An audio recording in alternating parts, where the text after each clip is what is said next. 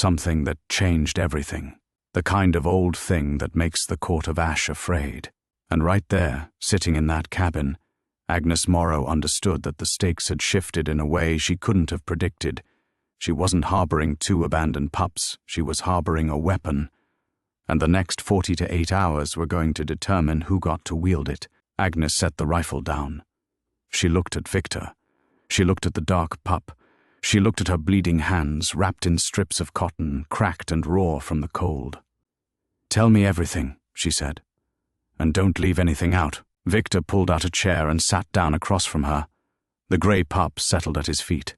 The dark pup stayed by the door. Outside, in the darkness beyond the tree line, something was gathering. Agnes couldn't see it. Victor could feel it. And the dark pup, sitting with its red eyes fixed on the door, already knew exactly what was coming. The night was going to be very long. Victor started talking fast. Not because he wanted to. Because he didn't have time to go slow. 300 years ago, Harrowfeld Valley wasn't a valley. It was a border. The old stories called it the Seam, the place where the deep forest met the flatlands, where 2 ancient bloodlines of wolves had held territory for longer than any human kingdom had existed. The Grey Wolves and the Black Wolves, separate packs, separate hierarchies, separate hunting grounds. But they shared one thing. A treaty carved into standing stones at the center of the valley. The treaty said one thing: the packs stay apart, no mixing, no crossing, no merging of bloodlines. Agnes leaned forward. "Why?" Victor's jaw tightened. He glanced at the dark pup, then back at Agnes. "Because when the bloodlines mix, the offspring are something else entirely. Not wolf, not spirit animal. Something older, something with power that neither pack can control." Agnes looked at the 2 pups. The grey one, small and soft, curled at Victor's boots. The dark one, bigger, sharper, sitting rigid by the door with those red ember eyes tracking every shadow outside the window. "These 2, Agnes said. She didn't phrase it as a question. Victor nodded. Born from a grey mother and a black father. First cross-blood pups in 3 centuries. The packs found out. The grey pack wanted to kill them. The black pack wanted to raise them as weapons. The mother ran. She carried them as far as she could, left them in the snowbank behind your cabin, and went back to draw the hunting party away from the scent. Did she make it? Victor didn't answer that. His silence told Agnes everything. Believe me, I wish I could tell you this was the worst of it. That the story was just about 2 orphaned wolf pups with unusual bloodlines. But here's the thing. The wolves weren't the problem. The wolves were the trigger. The real problem was what happened when the Court of Ash found out. Agnes stood up. She walked to the kitchen counter and poured hot water from the kettle into 2 mugs. No tea, just hot water. She needed her hands busy. She needed motion while she processed what Victor was telling her. "The Court of Ash," she said, handing him a mug. "You keep saying that name. What is it?" Victor wrapped both hands around the mug. The heat didn't seem to bother him. His skin was pale enough that Agnes could see the veins underneath, running dark blue, almost black. "The Court of Ash is the ruling body of my kind. 12 lords, old blood. They've controlled this region for 6 centuries. They manage the balance. Humans stay unaware, wolves stay territorial, and my kind stays fed without drawing attention." He took a sip. "The crossblood wolves threaten that balance. When a crossblood reaches maturity, it produces a frequency, a sound humans can't hear but my kind can. It disrupts our ability to cloak ourselves, our speed, our strength, our healing." Agnes set her mug down hard. Water sloshed over the rim. "You're telling me these pups are vampire kryptonite?" Victor's mouth twitched, almost a grin. "That's one way to put it. So the Court of Ash wants them dead. The Court of Ash wants them destroyed before they mature. They sent a scout 2 nights ago, a low-ranking enforcer named Celine. She tracked the pup's scent to the edge of your property. I intercepted her before she could reach the cabin." Agnes stared at him. "What does intercepted mean?" It means Selin won't be reporting back. The room went quiet.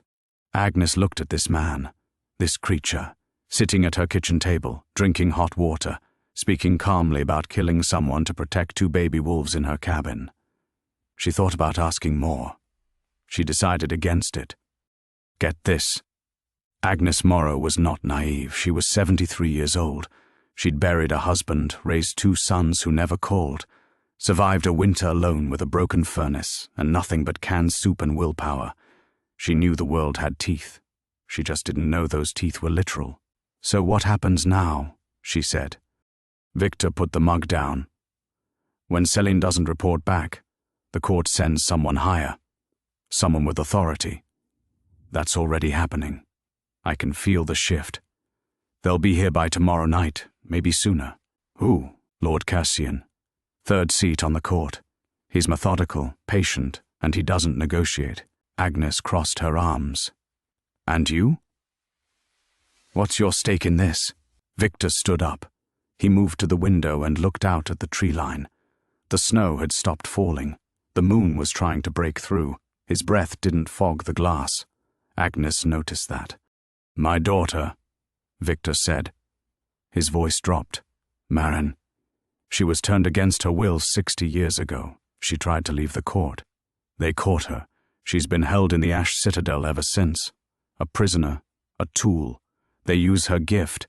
She can track scent across impossible distances to hunt down anything that threatens their power. He turned back to Agnes. His eyes were darker now. That amber glow was gone. Just deep brown, almost black, and full of something Agnes recognized instantly. Grief. If I deliver the Crossblood pups to the court, they release Maren. That was the deal. Agnes's hands went to the counter behind her. She gripped the edge. Then why are you sitting here telling me this instead of taking them? Victor looked at the grey pup. The little thing had rolled onto its back, paws in the air, completely trusting, completely vulnerable. Because I held one of them, Victor said quietly. The grey one, when I came to your door, and I felt something I haven't felt in a very long time. He didn't finish the sentence. He didn't have to. This right here is the part of the story where you think you understand the sides. Victor is conflicted. Agnes is protective. The pups are innocent, and the Court of Ash is the enemy. Clean and simple. But I'm going to need you to hold on because nothing about the next 12 hours was clean, and nothing was simple. Agnes didn't sleep that night. Neither did Victor. They sat across from each other at the kitchen table, and Victor laid out the geography of the situation. The Ash Citadel was 40 miles northeast, deep in the old-growth forest that nobody hiked anymore because the trails had been deliberately destroyed. The court had 12 lords, but only 3 had the authority to order a hunt: Lord Cassian, Lady Devra, and the Ash King himself. Lord Cassian was the most likely to come personally. He preferred to handle threats himself. He liked the control. Agnes asked what Lord Cassian looked like. Victor described him. Tall, lean, silver hair cropped close, dressed in modern clothes, nothing theatrical.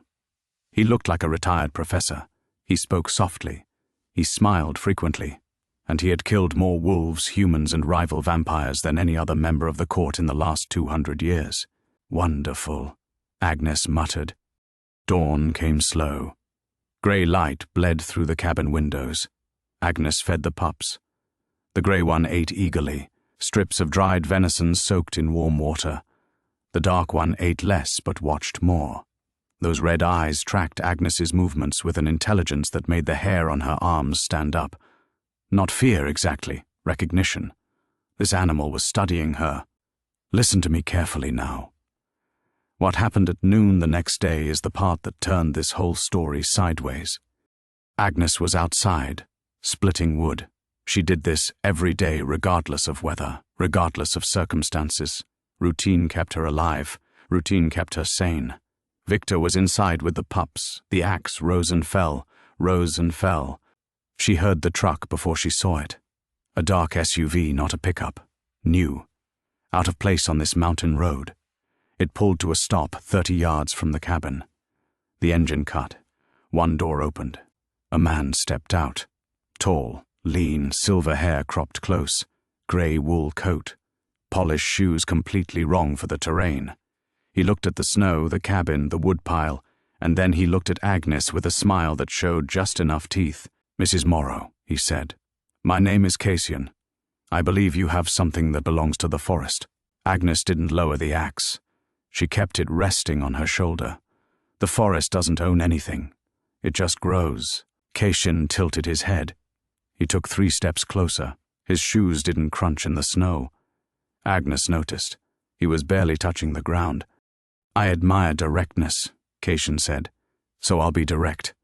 2 crossblood wolf pups were left near your property 2 nights ago. They're a disruption to a balance that has kept this valley safe for centuries. I'm here to collect them, peacefully, if possible." Agnes shifted her grip on the axe handle. "And if I say no, then I'll stay until your answer changes." The cabin door opened behind Agnes. Victor stepped out. The moment Cassian saw him, the smile vanished, gone, replaced by something cold and precise. "Victor Dranok," Cassian said, "you were given a task, a simple exchange. The pups for your daughter." Victor stopped on the porch. He stood to Agnes's left, about 10 feet away. His hands were at his sides. His fingers were slightly curled. "The deal changed," Victor said. "Deals with the court don't change. This one did." Cassian took another step. Agnes planted her feet wider. The axe was heavy, but she'd been swinging it for 20 years. Her shoulders remembered what to do. "Mrs. Morrow," Cassian said, shifting his attention back to her. "You're a human. You have no standing in this matter.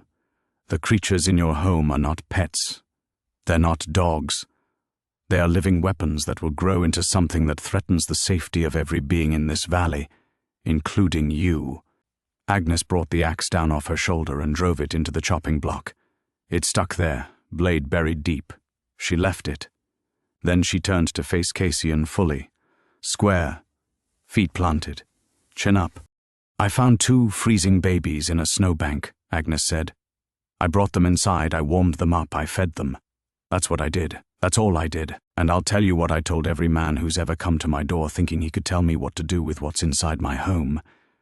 You're welcome to ask, and I'm welcome to say no. Now here's what nobody tells you about moments of confrontation. The words aren't what matter. It's what happens in the silence after. It's where the eyes go. It's who moves first." Cassian didn't move. He stood perfectly still, studying Agnes with an expression that shifted from amusement to curiosity to something she couldn't read. Then he looked past her at the cabin window. Agnes followed his gaze. The dark pup was standing on its hind legs, front paws on the windowsill, red eyes locked directly on Cassian, and the glass around the window frame was vibrating. Not from wind, not from a truck engine. The pup was doing it. A low frequency, almost below hearing, that made Agnes's chest feel tight. Cassian took a half step back. First time he'd moved in retreat, small, but Agnes caught it. "Ah," Cassian said softly. "It's already begun." Victor's voice came from the porch. "The Dark One is further along than you expected, isn't it?" Cassian's jaw flexed. He recovered fast, but not fast enough. Agnes saw the calculation behind his eyes. He'd come expecting 2 newborn pups, helpless, dormant. What he found was something already waking up.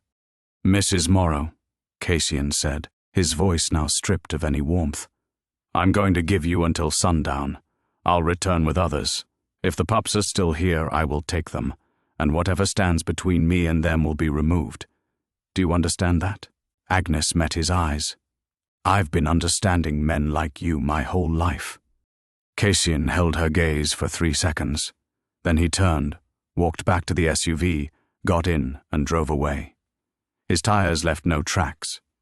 Agnes looked at the ground where his shoes had been. No footprints, nothing, just undisturbed snow. Her hands were shaking. She grabbed the axe handle and pulled it free from the block. The shaking stopped. "I swear this happened.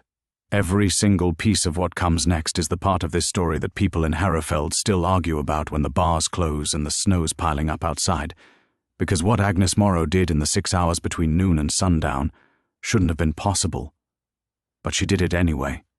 Victor came down off the porch. "Agnes, we need to leave. Now. I can carry the pups.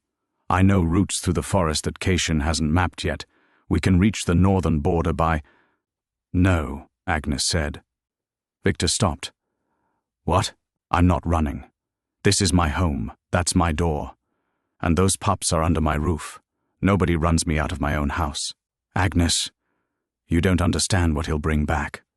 Court enforcers, maybe a dozen. They'll surround this place." Agnes turned to face him. She held the axe loosely at her side. "Then we'd better be ready." What followed was the most unusual siege preparation in the history of Harrowfeld Valley. Agnes went inside and started pulling things out of closets, off shelves, out of boxes she hadn't opened in years. Her late husband Richard had been what she called a practical paranoid. Ex-military, survivalist tendencies. He'd stockpiled things that Agnes had always planned to donate but never got around to.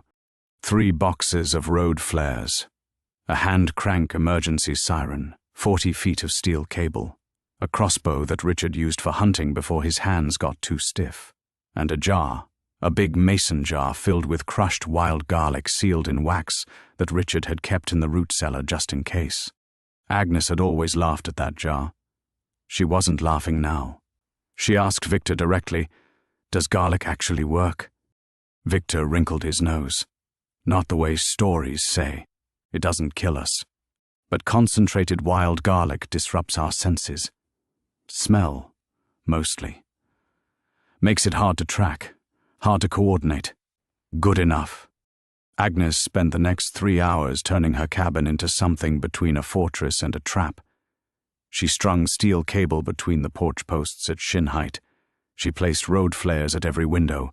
Victor confirmed that sudden bright light caused temporary pain to vampire eyes, bought a few seconds of disorientation.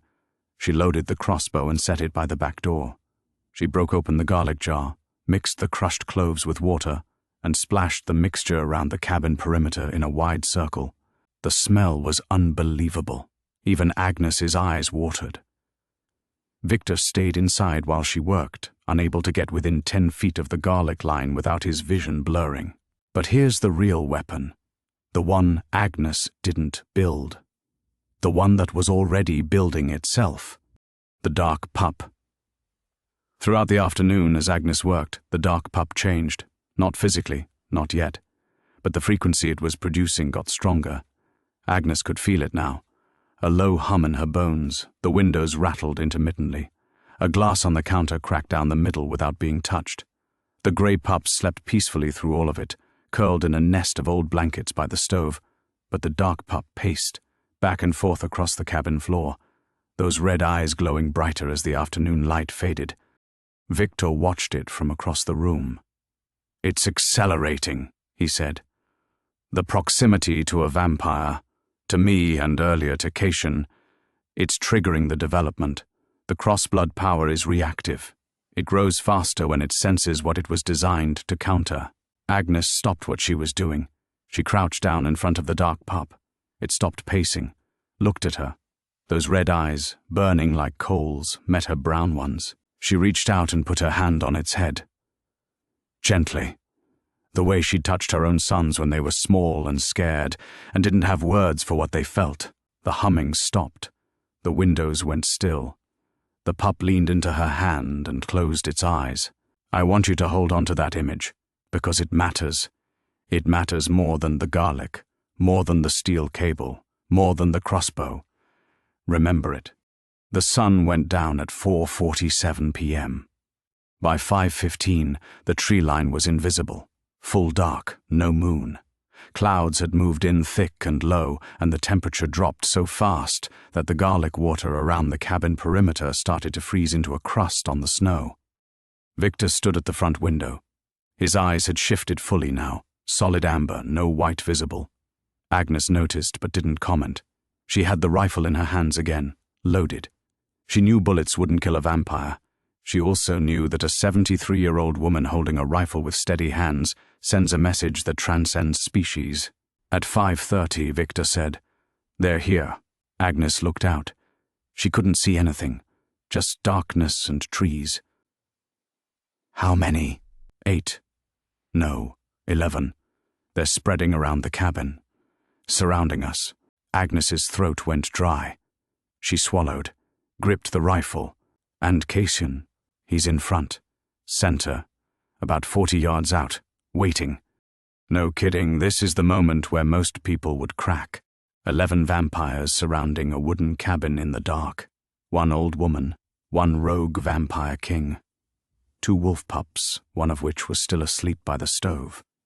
The math was bad. The math was impossible. But Agnes Morrow had never been particularly good at math. She walked to the front door and opened it.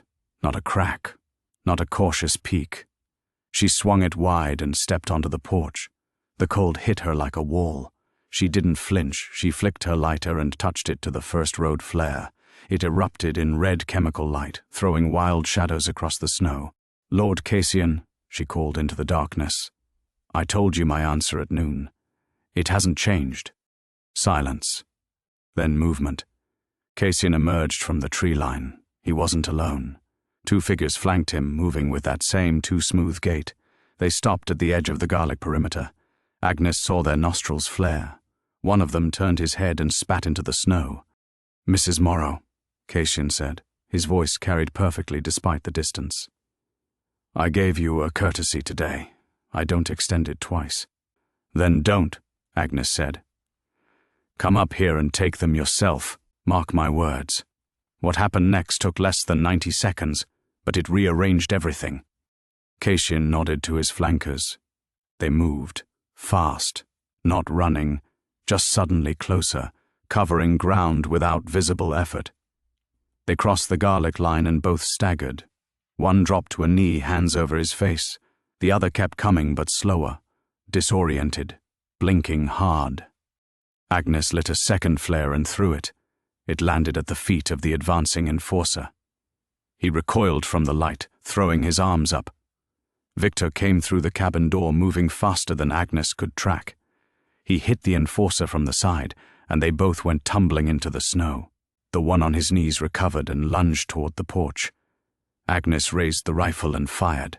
The shot caught him in the shoulder. It didn't drop him, but it spun him sideways and bought 3 seconds. She racked another round.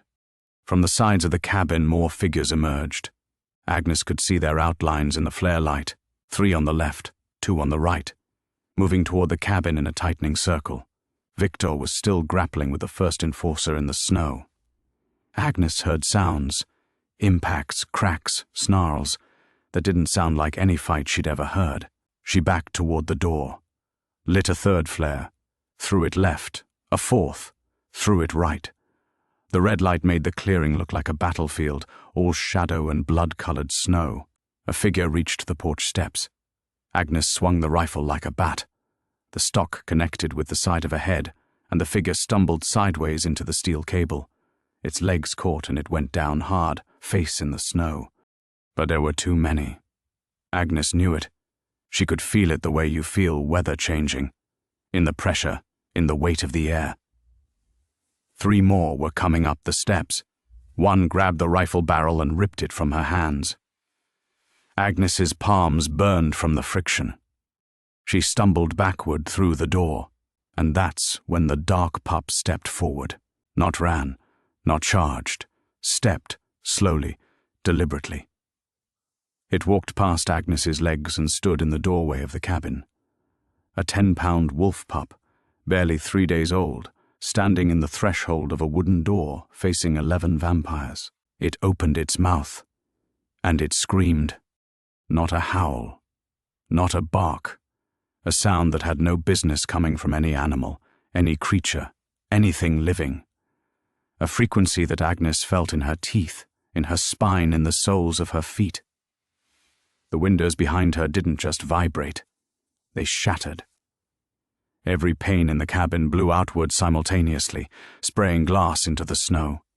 The vampires on the porch dropped. All 3 of them. They hit the wooden planks, hands clamped over their ears, bodies convulsing. The ones in the clearing staggered, fell, crawled. Agnes saw Cassian, Lord Cassian, third seat of the Court of Ash, 300 years of calculated violence, go to his knees in the snow and press his forehead to the frozen ground. The sound went on for 10 seconds, the longest 10 seconds of Agnes Morrow's life, and then it stopped. The dark pup closed its mouth, its red eyes dimmed to a low glow. It sat down in the doorway, calm, finished, silence, total, absolute, not even wind. Agnes looked at the clearing. 11 vampires, scattered in the snow, disoriented, some not moving at all. Victor was on his knees 20 feet from the porch, shaking his head, blood running from his ears. He'd been caught in the blast too. Cassian was the first to recover. Slowly, painfully. He pushed himself up from the snow. His silver hair was disheveled for the first time. His grey coat was wet. His hands were trembling. He looked at the cabin. He looked at the small, dark shape sitting in the doorway. Agnes stepped over the pup and walked to the edge of the porch. She looked down at Lord Cassian. This is the moment, right here, the decisive turning point, the second when the power shifted and never shifted back. Agnes said 5 words. Quiet, clear, final. They're not yours to take. Cassian stared at her. His mouth opened, closed. He looked at the dark pup again, and for the first time in 3 centuries, Lord Cassian of the Court of Ash showed something that Agnes recognized because she'd seen it in the mirror on her worst mornings. Fear mixed with respect for something he could not overpower. He got to his feet. He brushed snow from his coat. He looked at his enforcers, most of whom were still on the ground, some crawling toward the tree line. He looked at Victor, who had managed to stand and was leaning against a pine tree, wiping blood from the side of his face. And then Cassian did something unexpected.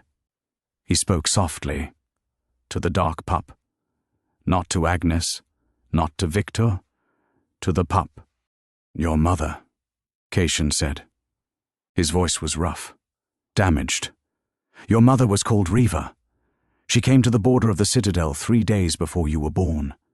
She asked for safe passage. I denied her." The dark pup's ears went forward.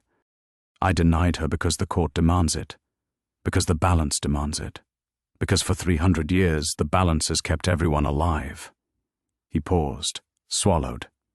"But she looked at me the way you're looking at me now, and I sent her away knowing she would die, and I have not slept since." This right here is what I was talking about. One moment of unexpected vulnerability from a powerful character. Cassian wasn't performing. He wasn't negotiating. He was standing in the snow, beaten, ears bleeding, talking to a baby wolf about its dead mother, and he meant every word. The dark pup stood up. It walked to the edge of the porch.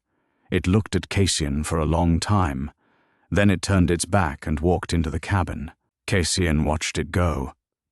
He nodded once, almost to himself. Then he turned to Agnes. "Mrs. Morrow, you have made an enemy of the Court of Ash tonight." Agnes didn't blink.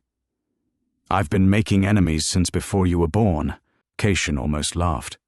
It came out as a short exhale through his nose. "I suspect that's true." He raised his hand. One gesture. The enforcers began to withdraw, pulling themselves up, moving toward the tree line in ragged, stumbling groups. They didn't look back. They moved with none of the predatory grace they'd arrived with. They looked broken. Cassian turned to go. Then he stopped. He spoke without turning around. "The Dark One will grow, faster than you expect. When it reaches full maturity, the court will have no choice. We'll come again, and next time we'll bring more than 11. Agnes leaned against the porch railing. "Then I'll buy more garlic." Cassian walked into the trees. The darkness swallowed him. And just that fast it was over. If this story has had you locked in, if you want to see more stories about ordinary people standing against impossible things, then hit that subscribe button and the bell right now. You're the reason these stories get told. All right, let me finish this. The aftermath happened quietly. Victor came up to the porch. His ears were still bleeding. He sat on the top step and put his head in his hands. Agnes sat next to him. For a while, neither of them spoke. "Your daughter," Agnes said finally. Victor looked up. Maren, the deal's gone. You defied the court. They won't release her now. Victor nodded slowly. I know. Then we'll go get her. Victor turned to look at Agnes. This 73-year-old woman in a flannel shirt and work boots, sitting on a shot-up porch surrounded by broken glass and spent road flares, calmly suggesting the assault of Vampire Fortress. Agnes, you can't. The Citadel is... I didn't ask for a risk assessment. I said we'll go get her. Victor studied her face. Whatever he found there made him close his mouth and nod. Okay, he said. The grey pup woke up. Of course it did. It had slept through the entire battle, through the scream, through the shattering glass and the chaos. It padded to the door, stepped over a piece of broken window, and licked Agnes's hand. She picked it up and held it against her chest. It weighed almost nothing. The dark pup appeared in the doorway behind them. It sat, red eyes dim now, almost brown. It looked exhausted. Whatever that scream had cost, the price was physical. It was smaller than it had been an hour ago, as if the effort had burned away substance. Agnes reached back with one hand and touched its head. It leaned into her fingers. That same gesture from the afternoon. Trust. Victor looked at the two pups, then at Agnes. You know what you are now, right? To them. Agnes scratched the grey pup behind the ears. I'm the woman who fed them when they were hungry and kept them warm when they were cold. That's all. No, Victor said. You're their mother now. The bond is formed. Crossblood wolves bond once in their lives, permanently, irreversibly. They chose you. Agnes was quiet for a moment. She held the grey pup tighter. She felt the dark pup press its weight against her back. Two small, warm bodies, trusting her completely. Well then, she said, I guess I'm not retired after all. The next morning, Agnes woke before dawn. She made coffee. She fed both pups. She swept the broken glass from every window frame and tacked up plastic sheeting against the cold. She examined the damage to the porch, gouges in the wood, the steel cables snapped in two places, blood spots in the snow that were already being covered by fresh fall. Victor was gone when she woke up, but returned within an hour. He'd scouted a 3-mile radius around the cabin. No sign of the court enforcers, no tracks, no scent. They'd pulled back completely. For now, Victor said. And Agnes understood what he meant. This was a pause, not an end. Over the next week, things changed. The grey pup grew at a normal rate, a little bigger each day, a little more coordinated. It was playful, clumsy, sweet. Agnes named it Frost because of its pale silver coat and its habit of pressing its cold nose against her neck in the morning. The dark pup was different. It grew faster, significantly faster. By the end of the first week, it was the size of a full-grown dog. Its coat deepened to pure black. Its red eyes settled into a permanent warm amber. Not unlike Victor's, it didn't play. It patrolled, circling the cabin perimeter at dawn and dusk, moving with a precision that was almost military. Agnes named it Ember. Ember's presence did something to the forest around the cabin. The silence changed. It wasn't the absence of sound anymore. It was the presence of something that made other things quiet. Deer didn't come within a quarter mile. Birds avoided the clearing. Even the wind seemed to bend around the property, leaving the cabin in an odd pocket of stillness. Agnes adapted. She'd adapted to widowhood. She'd adapted to isolation. She'd adapted to the discovery that vampires existed and that she was apparently running a safe house for supernatural wolf pups. Adaptation was her core skill, maybe her only one. Now here's the thing you need to know about what happened over the following month, because this is where Agnes Morrow stopped being a woman caught in a strange situation and became something else entirely.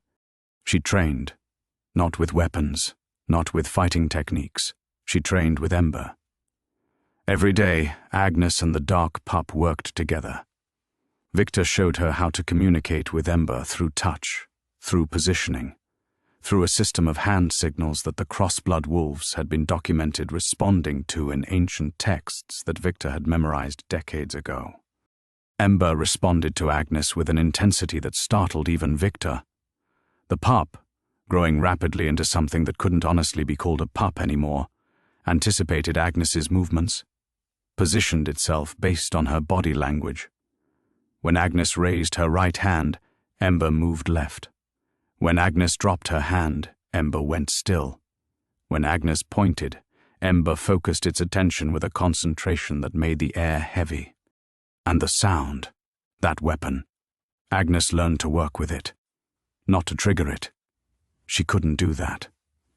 But she learned the signs, the way Ember's hackles rose in a specific pattern, the way its breathing changed, the way the red glow in its eyes intensified from amber to deep crimson in the 3 seconds before it deployed the frequency.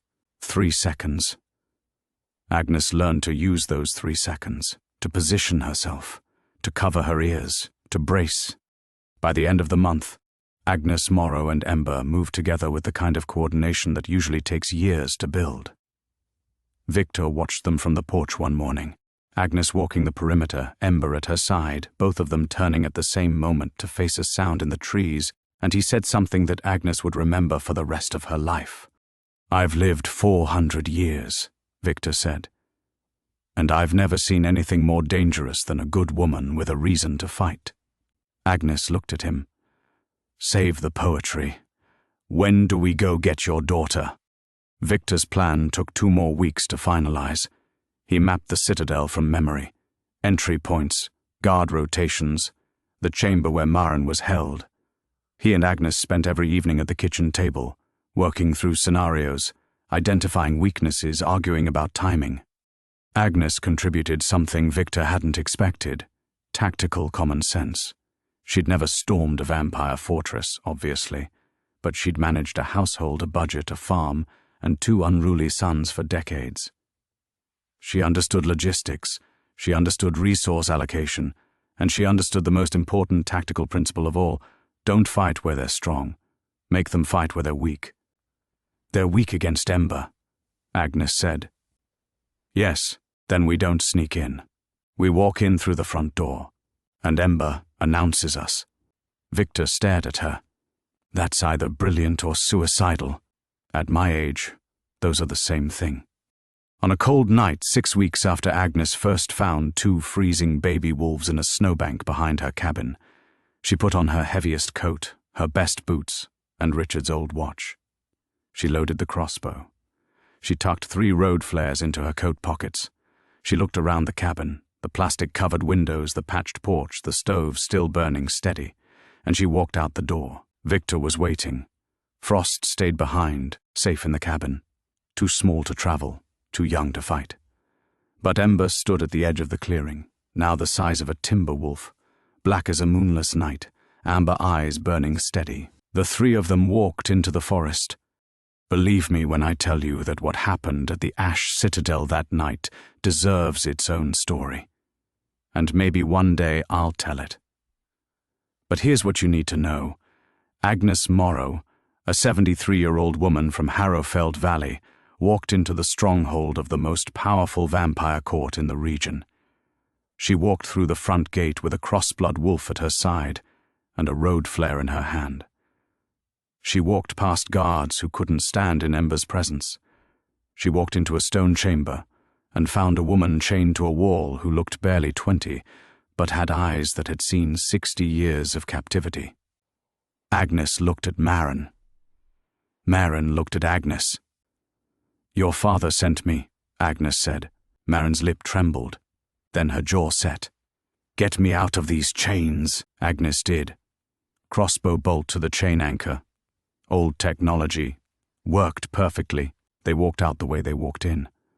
Nobody stopped them, not because the court didn't want to, but because Ember walked behind them, and every vampire within 100 feet of that wolf dropped to their knees, hands over ears, unable to stand. Caitian was there, standing in a doorway as they passed. He watched Agnes walk through his fortress, his prisoner at her side, his authority crumbling in her wake. He didn't move. He didn't speak. He just watched. Agnes met his eyes as she passed. She didn't stop. She didn't gloat. She just nodded. One nod. Acknowledgement. Not of victory, of understanding. She knew what he was. He knew what she was.